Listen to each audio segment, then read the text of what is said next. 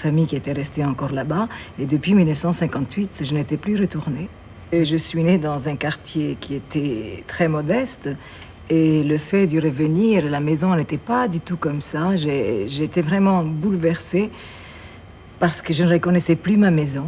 Par exemple, le magasin qu'il y avait en bas, ce n'était pas ça. Au rez-de-chaussée, il y avait une véranda.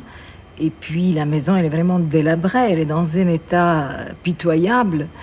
Et cela m'avait vraiment énormément touchée. Je crois que je vais tomber en sanglots, là, je crois. Parce que tous les souvenirs, enfin ma mère que j'ai perdue il y a quelques années, mon père et tout ça, et bien, tous les souvenirs d'enfance sont revenus. C'était votre balcon? Ça, oui, c'est mon balcon. D'ailleurs, je dois dire que j'affectionne, je ne sais pas, il se peut que cela vienne de l'enfance aussi, j'affectionne les balcons. J'habite toujours dans des maisons en hauteur avec un balcon. Il se peut que c'est un peu je sais pas, une envie peut-être de dominer, il se peut. Un trait de caractère. Un trait de caractère, oui, oui, certainement. Finalement, est-ce que vous étiez une bonne élève à l'école? À l'école, oui, j'étais une bonne élève. D'ailleurs, je dois dire qu'un des regrets de ma vie, c'est de ne pas étudier, de ne pas avoir fait des études.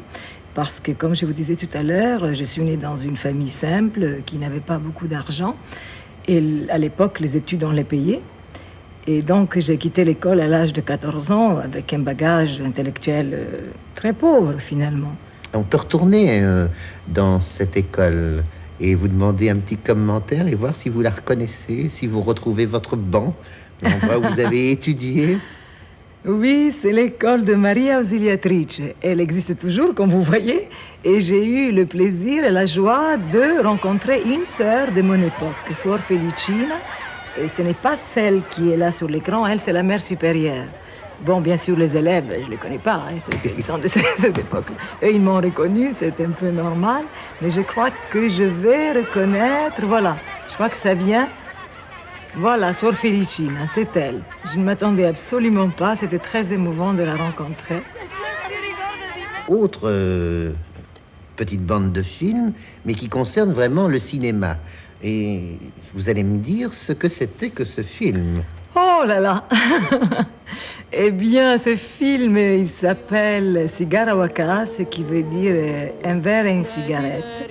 Et c'était la première fois que je tournais. J'avais dans ce film le rôle d'infirmière un peu vampe, comme vous avez vu tout à l'heure. J'étais bien en chair et